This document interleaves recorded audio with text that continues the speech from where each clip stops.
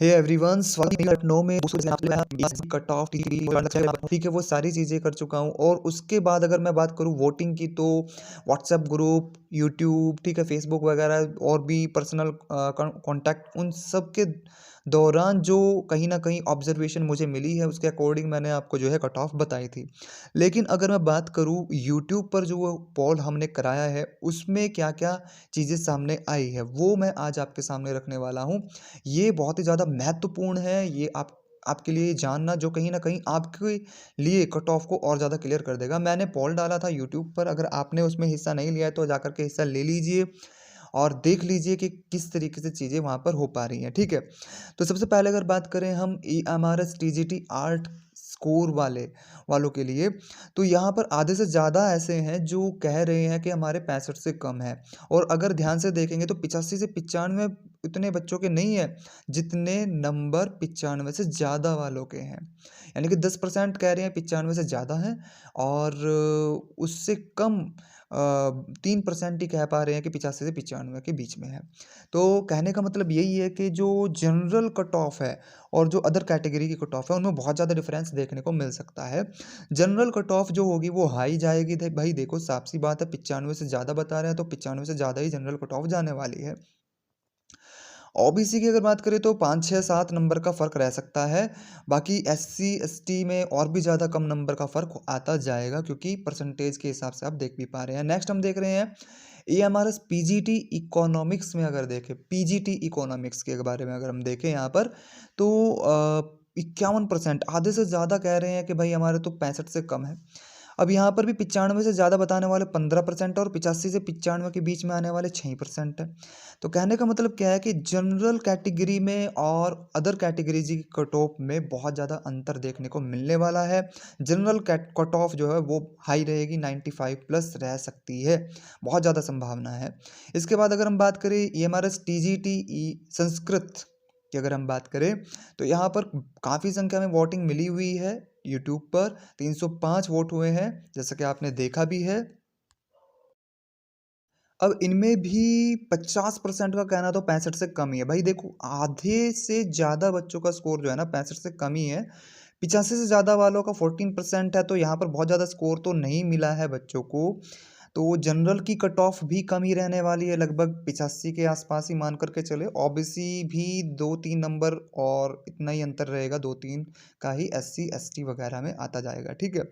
अगर बात करें पीजीटी संस्कृत वालों में, तो आप देख रहे हैं कि 59%, जहाँ की टीजीटी के कंपैरिजन में बहुत ज़्यादा है। 59% का कहना है 65 से कम, और 12% का कहना है 95 से ज़्यादा। और एक चीज़ को नोट करते जाना, 95 से ज़्यादा वाले ज़्यादा होंगे, 85 से 95 के बीच में आने वाले कम होंगे, ठीक है। हर एक सब्जेक्ट में यही हाल है, देख लो। इंग्लिश में भी, पीजीटी इंग्लिश में भी यही हाल है कि 95 से ज़्यादा लाने वाले 15% है, जबकि 85 से और 95 के बीच में लाने वाले कम है, ठीक है।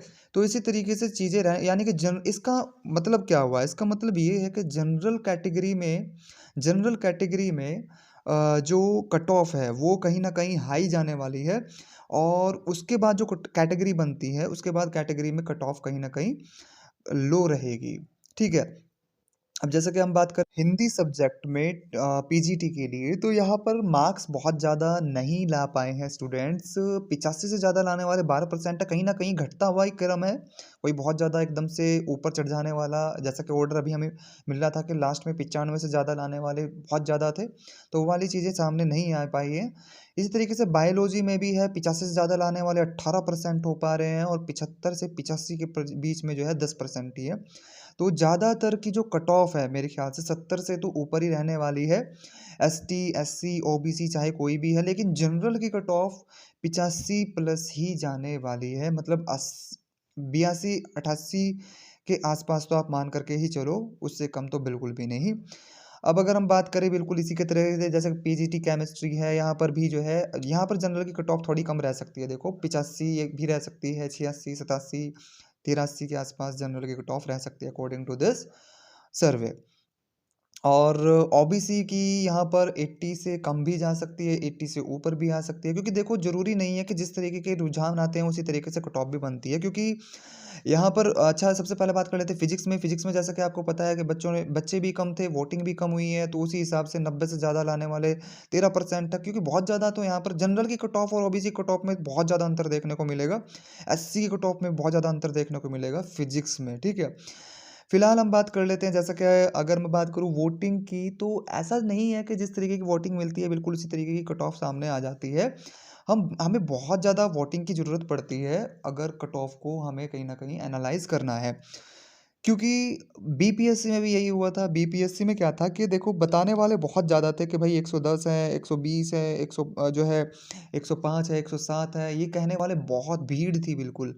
लेकिन उसके बावजूद, जबकि नेगेटिव मार्किंग नहीं थी, उसके बावजूद भी कट ऑफ बहुत कम हुई, जबकि आंसर की के आने के बाद ये सारी की सारी चीज़ें रही थी। ठीक है? तो कहीं न कहीं ये कट ऑफ बहुत ज़्यादा जाने वाली नहीं है। देखो भाई, जो नेगेटिव मार्किंग नहीं है यहाँ पर, तो फिर भी नेगेटिव मार्किंग थी ना।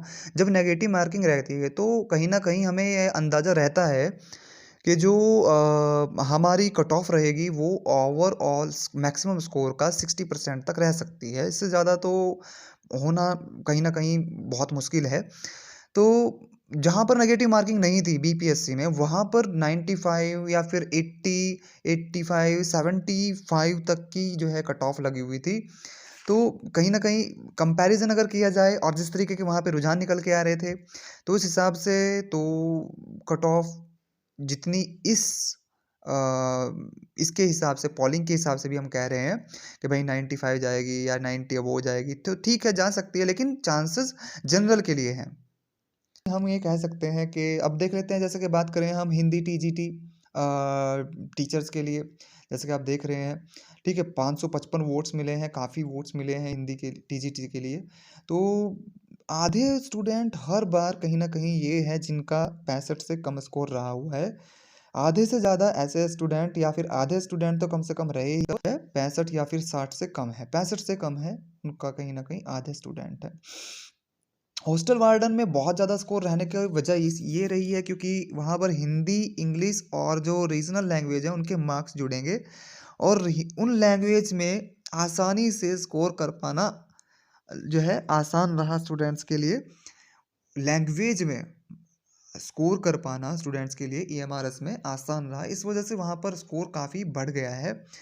और क्योंकि उसके नंबर भी जुड़ रहे हैं तो इसलिए ईएमआरएस में ये समझ कर के चलो, जैसे कि आप देख भी रहे थे एनालिसिस में यहाँ पर वोटिंग में कि बहुत ज़्यादा वोटिंग हुई है ईएमआरएस इसके हॉस्टल वार्डन के लिए।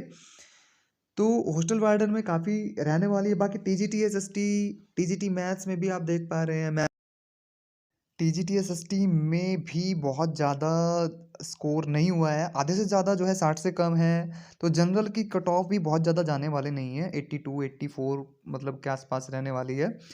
ओबीसी की 70 टू 80 के बीच में रह जाएगी, 76 से 68। वही मैथ्स में भी बिल्कुल सेम टू सेम वही रुझान है, कोई बहुत ज़्यादा चीज़ें नहीं बदल पाई हैं। तो ये चीज़ें यहाँ पर रहने वाली हैं। खैर, जो भी आपका स्कोर रहा है वो आप कमेंट सेक्शन में ज़रूर बताएँ, जिस भी पोस्ट के लिए रहा है। और एक काम सबसे पहले कर देना है, वीडियो को लाइक और चैनल को सब्सक्राइब सबसे पहले कर देना है। उसके बाद बता देंगे कि किस पोस्ट के लिए आपने एग्ज़ाम दिया है, कौन सी आपकी कैटेगरी है और आपका स्कोर कितना है। तो all the best for the result everybody. तो टाटा बाय बाय।